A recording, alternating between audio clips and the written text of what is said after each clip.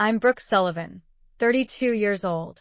I thought family was my safe haven until last year's Christmas party completely shattered that fantasy. You can imagine this. In a crowded room, the laughter fades and all eyes are focused on me. I stood up, my heart beating like a drum, and announced that I was married to the love of my life. The audience fell silent, and the parents' faces were filled with anger. For years, they said he wasn't good enough for me, that he was simply not the kind of man the Sullivan family could be proud. They always compared him to my sister Stacy's boyfriend, what they called the gold standard. Well-off, well-mannered, perfect gentleman. No matter how hardworking and how kind and considerate my husband is, they treat him as inferior. That night, the parents leaned forward and yelled out words that were more bitter than any injury. In our eyes, you are dead. The elder sister beside her showed a smug smirk, and her eyes were full of contempt, as if she had finally won the long contest. These words were like a heavy punch, sharp and ruthless, tearing apart all the persistence I had spent years trying to prove myself and eager to win their love.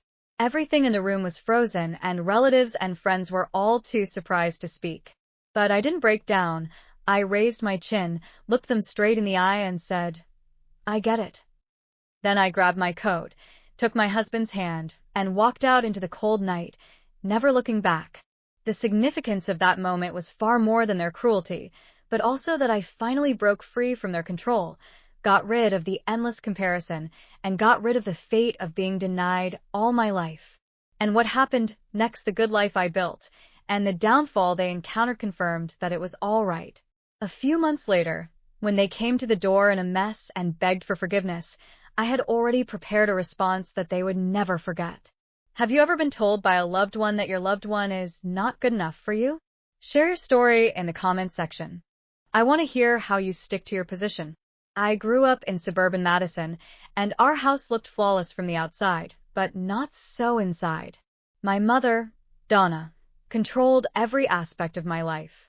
From the moment I had the power to choose, she made all the decisions for me. Which school to go to, which friends to make, and even which extracurricular activities to participate in. At the age of 7, I wanted to try playing football, but my mother insisted that I learn the piano because she thought it was more elegant. I practiced for several hours every day, and my fingers were sore, but only in exchange for her harsh criticism of every wrong sound. "You have to do better, Brooke." She always spoke in a sharp tone, without any room for discussion. Father David rarely expressed his position. He always nodded and agreed. His silence was more important than any words, and he silently supported his mother's every decision. If I resist a little, he will just mutter, "Listen to your mother," and then continue to read the newspaper. Their control is like a heavy mountain, weighing me out of breath, always reminding me that you are not good enough. Sister Stacy was the benchmark I could never reach. She excelled in her studies, with full marks on her report card, and her mother was full of praise. Stacy has a great future ahead of her. At dinner, my mother's eyes always locked on my sister, and said so. I sat aside, fiddling with the food on my plate with a fork, feeling like a transparent person. Instead of showing any sympathy for this, Stacy went down the drain. When I was agonizing over my math homework, she would proudly raise her hair and say, "It's not hard, Brooke." Her sarcasm stung me like a needle, but I chose to remain silent, just to avoid being reprimanded by my mother again. On one occasion, I took the English test B. I thought my efforts would be recognized, but my mother glanced at the report card and frowned and said, "Why can't you learn from Stacy?" When I was 12 years old, this sentence was deeply imprinted in my heart. School became the mother's battlefield. She chose the course for me, rejected the art class I wanted, saying it was a waste of time, and forced me to join the debate club, saying it would build character. I hate debate, and I suffer from stammering my point of view in the eyes of the public, but my mother will always sit in the audience and force me to continue with her eyes. Every time she lost the race, she would scold me all the way home, chanting hard work and self-discipline. "You have disgraced us." She would snicker.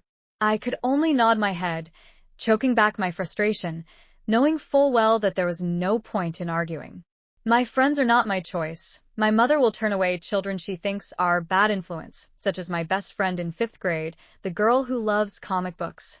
My mother forbade me to associate with her, claiming that she would interfere with my studies. I can only secretly maintain this friendship, while the mother is not paying attention to secretly call. Stacy is like a duck to water in this environment. She joined the Honor Society, won numerous awards, and enjoyed her mother's favor. At family gatherings, relatives gathered around her to ask about her college plans, while I stood in the corner, unattended. Stacy enjoyed the attention, and she would interrupt me and talk to herself about her latest achievement, her voice loud and confident. "Brooke is just too shy," she said with a smile, knowing that it hurt more than any mockery. I've tried to keep up with her and stay up late to study, but my efforts will never be recognized. Once, I won a prize in the school writing competition. I thought this small victory would impress my mother. I handed her the certificate with trembling hands, full of expectation. She glanced over and shrugged. "Stacy had an article published last month." My heart sank instantly, silently put away the certificate, and never mentioned it again. This pressure does not only exist at home. My mother also volunteered at the school, keeping a close eye on my teachers to make sure I didn't deviate from the track she had set. She called the teacher every week to ask about my grades, performance, and even how I sat in class. I felt like her eyes were everywhere, leaving me with nowhere to go. David's role, though less conspicuous, is equally heavy. He would drive me to the activities chosen by my mother and never ask me if I wanted them. If I complain, he will just sigh and say, "Your mother is all for your own good." After that, I never confided in him again. By high school, I was physically and mentally exhausted. While dealing with her mother's demands and Stacy's sarcasm, she also tried to find some peace for herself. I often lie in bed at night, looking forward to a life where I can make my own choices and my voice can be heard. Although the dream is far away, it has become a glimmer of light to support me. After entering the University of Wisconsin, I got my first taste of freedom. For years, I lived by my mother's rules, and every choice was shaped by her expectations. Now, in Madison's lively campus, I can finally breathe freely. I chose marketing as my major and was attracted by its creativity and strategy. My first class was a branding workshop, and that class made me suddenly enlightened. I spent hours designing mock marketing campaigns, drawing logos, and showing my ideas to my classmates. This time, I am no longer trying to seek the approval of others. My professor is keen and knowledgeable, and after a demonstration, she encouraged me. "Brooke, you have a gift. Don't let anyone bury it." These words ignited my morale, and I began to explore myself, join the student advertising club, and lead the project of the local coffee shop. We stayed up all night making advertising slogans and enjoyed the creative freedom without having to tell our mother what to do. But freedom comes with a price. My mother calls me every week to question my choice of major, denouncing marketing is not a serious profession and forcing me to switch to the stable major Stacy studied. I forced my calm response, but my heart was hit hard, while my father still stayed out of the matter and left all the pressure on me to bear alone. Stacy, who was studying in law school at that time, often interrupted in family calls to brag about her internship and mocked me with a sense of superiority. "Are you still playing with those posters?" I ignored them and just wanted to prove them wrong with my actions. One spring afternoon, my car broke down on the streets of Madison. To catch up with the group project, I drove the car into a nearby repair shop in a hurry. That's why I met the repairman Caleb Young. He was concentrating on repairing the engine, his hands were covered in oil, and when he saw me coming, he calmly said he would help. He explained the problem without any airs, patiently listened to my demands, and answered them carefully.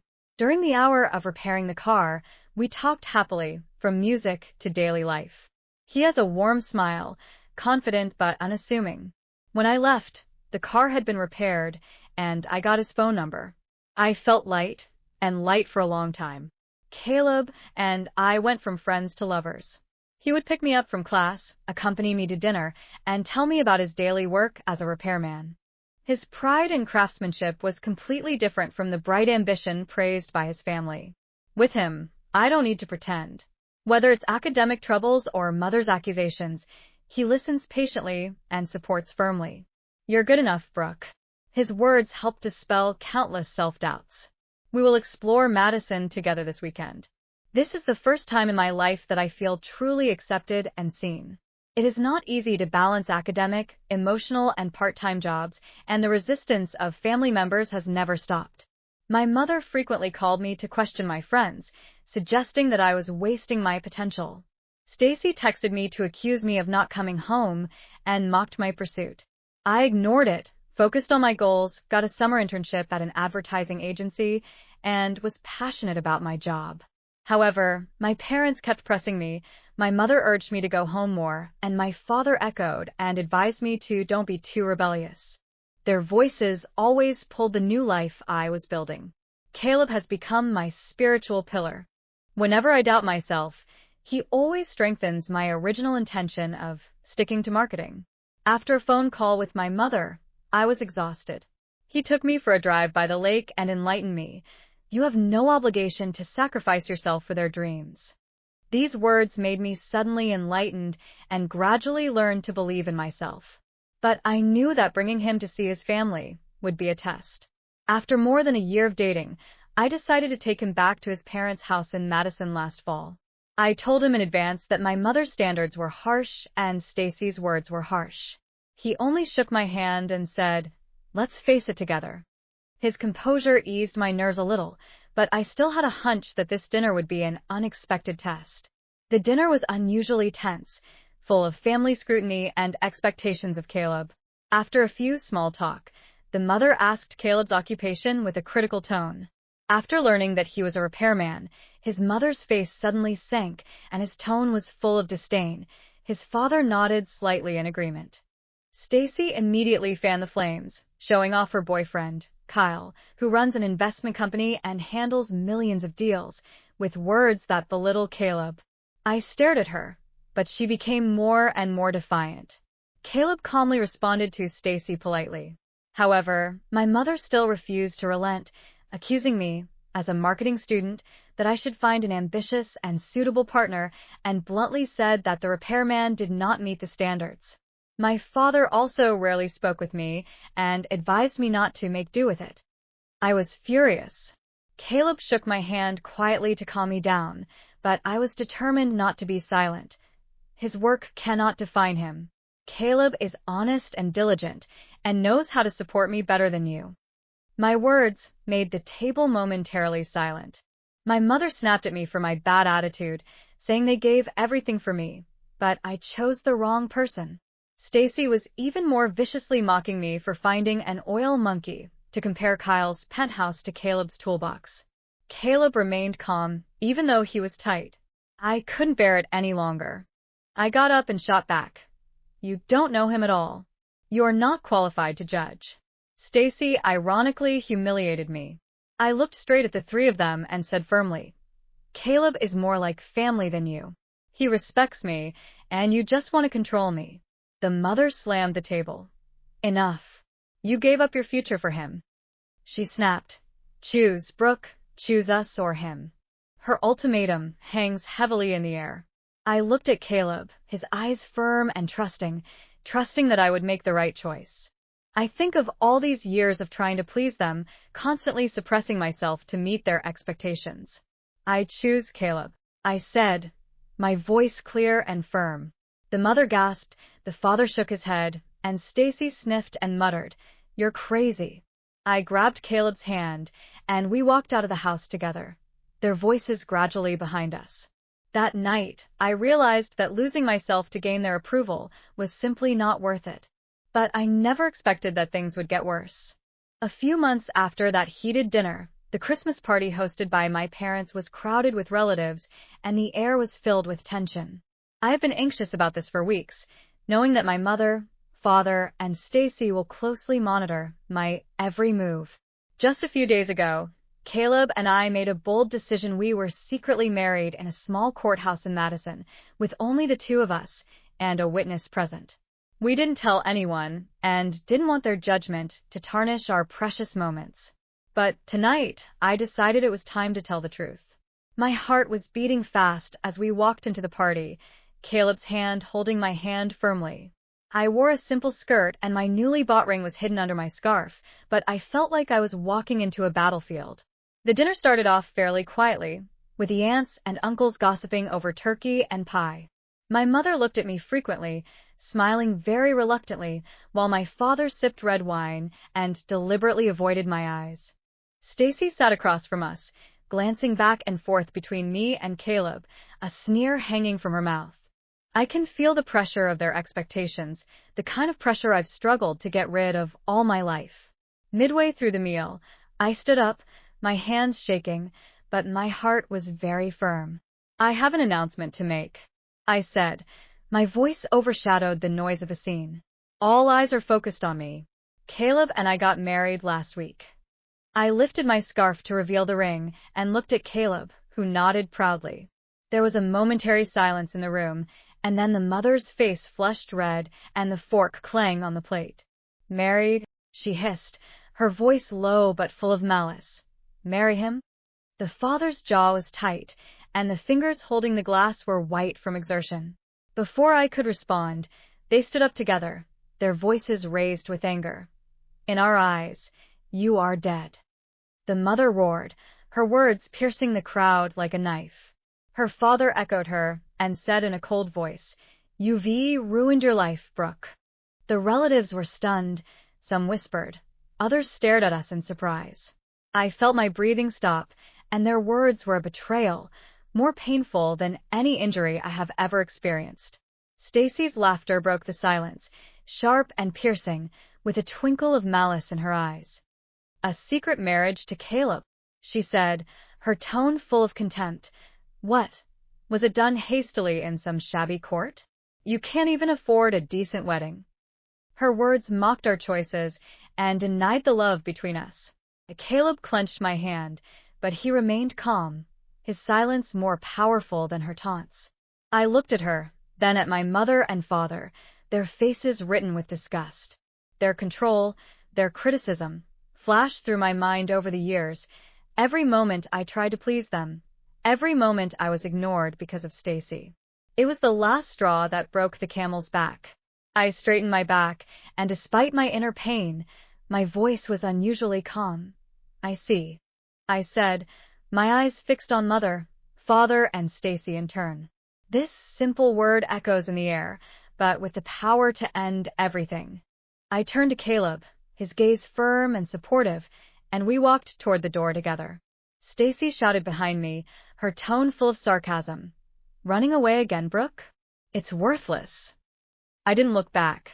Relatives whispered, some begged me to stay, but their voices died the moment we walked out the door. The cold December air came to my face, but I felt extremely relaxed, as if a heavy chain had finally been cut off. In the car, Caleb hugged me tightly. Are you okay? He asked. I nodded. Tears stung my eyes, but my mind was made up. We are completely cut off from them, I said. That night, I made a decision. I hacked my mother, father, and Stacy's phone numbers, deleted their voice messages and text messages, and completely got rid of their control over me. Over the years, I have been burdened with their expectations and judgments, craving the recognition that I will never get. Now, with Caleb by my side, I am finally free to choose my own family. Turning away is not only a party, but also to regain their own life. I don't know what will happen in the future, but I know that I will never let them define me again. After the Christmas party, I deleted my family's phone number from my phone.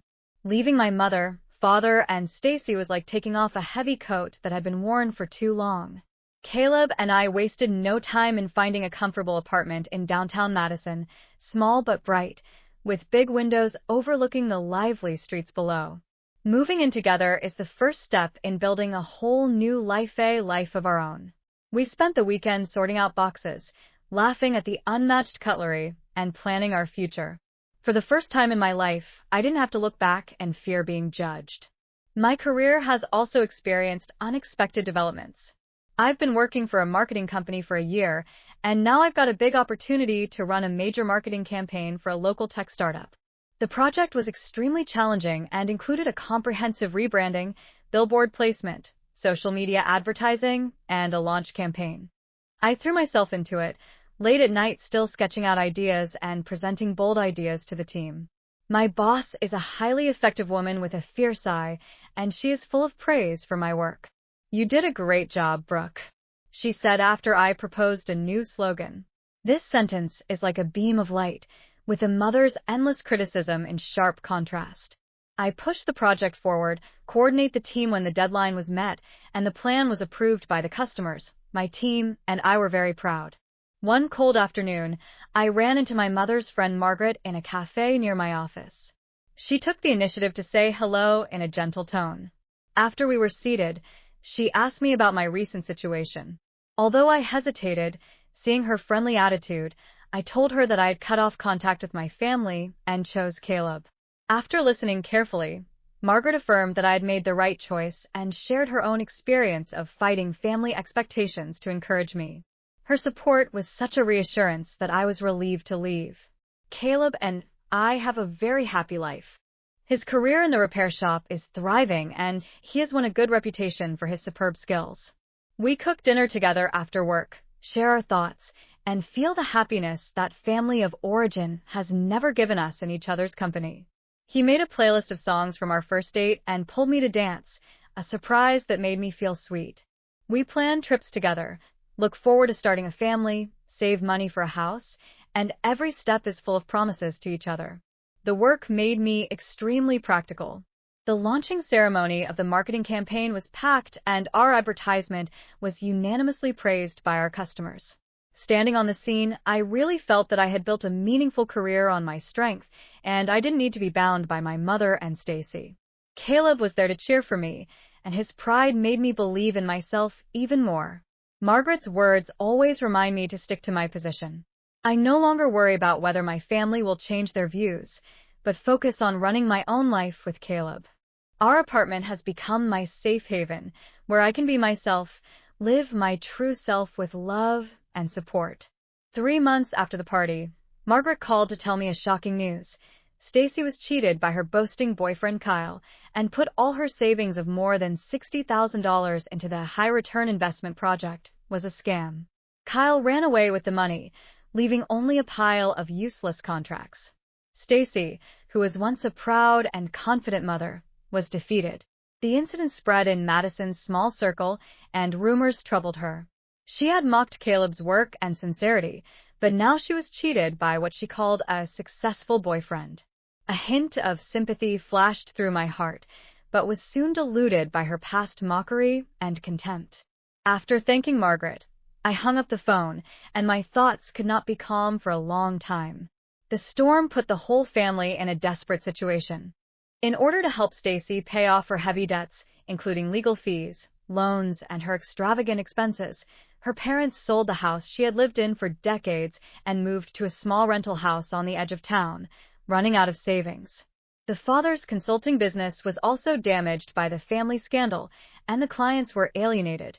The mother completely lost power in the social circle and became synonymous with failure. I recounted it all to Caleb, who calmly said they made their choice. Although I am not fortunate for their downfall, I am soberly aware that their judgment and control of me are based on a fragile foundation, and their blind preference has ultimately cost them a heavy price. A week later, Margaret called again, eagerly conveying her parents' wishes.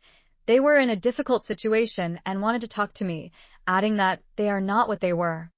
Thinking of their cruel words at the party and years of demanding, although I have a little hesitation, I am more firm. I have spent too long longing for their recognition, but I have always been abandoned.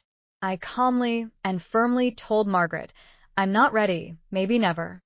She expressed understanding and told me to cherish the existing life. After I hung up the phone, I made up my mind. I did not lift the black out of them or reply to any information. Their plight is not my responsibility. I have had enough of catering to their rules.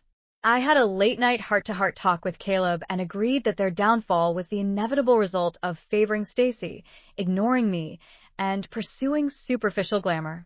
We focused on running our own lives. I won a new client at work, and he was promoted at the repair shop, completely free of their shackles of judgment. 5 months after the Christmas party, the doorbell suddenly rang, and the door was filled with tired and desperate parents and Stacy. They eagerly apologized for their past behavior and begged my forgiveness. My heart beat fast, but my heart was firm.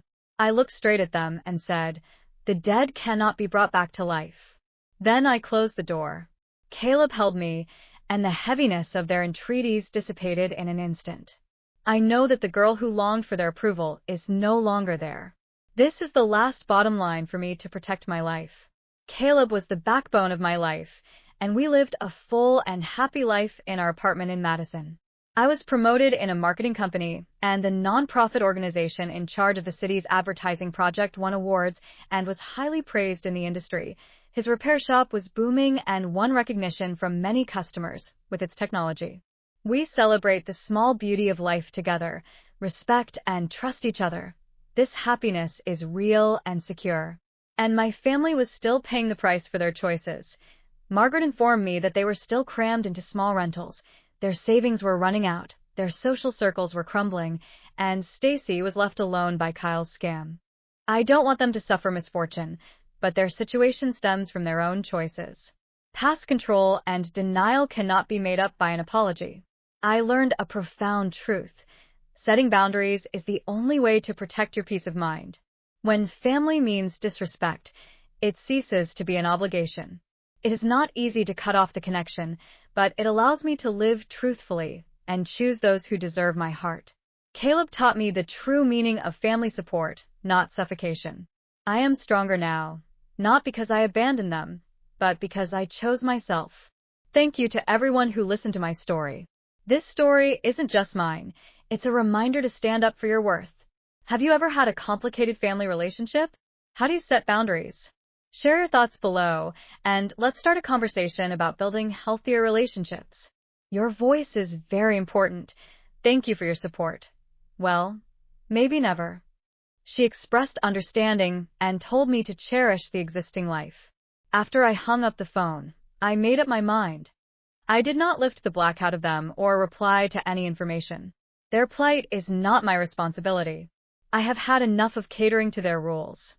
I had a late-night heart-to-heart talk with Caleb and agreed that their downfall was the inevitable result of favoring Stacy, ignoring me, and pursuing superficial glamour. We focused on running our own lives. I won a new client at work, and he was promoted at the repair shop, completely free of their shackles of judgment. 5 months after the Christmas party, the doorbell suddenly rang, and the door was filled with tired and desperate parents and Stacy. They eagerly apologized for their past behavior and begged my forgiveness. My heart beat fast, but my heart was firm. I looked straight at them and said, "The dead cannot be brought back to life." Then I closed the door. Caleb held me, and the heaviness of their entreaties dissipated in an instant. I know that the girl who longed for their approval is no longer there. This is the last bottom line for me to protect my life. Caleb was the backbone of my life, and we lived a full and happy life in our apartment in Madison. I was promoted in a marketing company, and the nonprofit organization in charge of the city's advertising project won awards and was highly praised in the industry. His repair shop was booming and won recognition from many customers with its technology. We celebrate the small beauty of life together, respect and trust each other. This happiness is real and secure. And my family was still paying the price for their choices. Margaret informed me that they were still crammed into small rentals, their savings were running out, their social circles were crumbling, and Stacy was left alone by Kyle's scam. I don't want them to suffer misfortune, but their situation stems from their own choices. Past control and denial cannot be made up by an apology. I learned a profound truth. Setting boundaries is the only way to protect your peace of mind. When family means disrespect, it ceases to be an obligation. It is not easy to cut off the connection, but it allows me to live truthfully and choose those who deserve my heart. Caleb taught me the true meaning of family support, not suffocation. I am stronger now, not because I abandoned them, but because I chose myself. Thank you to everyone who listened to my story. This story is not just mine, it is a reminder to be brave in defending your worth. Have you ever had a complicated family relationship? How do you set boundaries? Share your thoughts below, and let's start a conversation about building healthier relationships. Your voice is very important. Thank you for your support. Well, maybe never. She expressed understanding and told me to cherish the existing life. After I hung up the phone, I made up my mind. I did not lift the black out of them or reply to any information. Their plight is not my responsibility. I have had enough of catering to their rules. I had a late-night heart-to-heart talk with Caleb and agreed that their downfall was the inevitable result of favoring Stacy, ignoring me, and pursuing superficial glamour. We focused on running our own lives. I won a new client at work, and he was promoted at the repair shop, completely free of their shackles of judgment. 5 months after the Christmas party, the doorbell suddenly rang, and the door was filled with tired and desperate parents and Stacy. They eagerly apologized for their past behavior and begged my forgiveness. My heart beat fast, but my heart was firm. I looked straight at them and said, "The dead cannot be brought back to life." Then I closed the door. Caleb held me, and the heaviness of their entreaties dissipated in an instant. I know that the girl who longed for their approval is no longer there. This is the last bottom line for me to protect my life. Caleb was the backbone of my life, and we lived a full and happy life in our apartment in Madison. I was promoted in a marketing company, and the nonprofit organization in charge of the city's advertising project won awards and was highly praised in the industry. His repair shop was booming and won recognition from many customers with its technology. We celebrate the small beauty of life together, respect and trust each other. This happiness is real and secure. And my family was still paying the price for their choices. Margaret informed me that they were still crammed into small rentals, their savings were running out, their social circles were crumbling, and Stacy was left alone by Kyle's scam. I don't want them to suffer misfortune, but their situation stems from their own choices. Past control and denial cannot be made up by an apology. I learned a profound truth. Setting boundaries is the only way to protect your peace of mind. When family means disrespect, it ceases to be an obligation. It is not easy to cut off the connection, but it allows me to live truthfully and choose those who deserve my heart. Caleb taught me the true meaning of family support, not suffocation. I am stronger now, not because I abandoned them, but because I chose myself. Thank you to everyone who listened to my story. This story is not just mine, it is a reminder to be brave in defending your worth. Have you ever had a complicated family relationship? How do you set boundaries? Share your thoughts below, and let's start a conversation about building healthier relationships. Your voice is very important. Thank you for your support.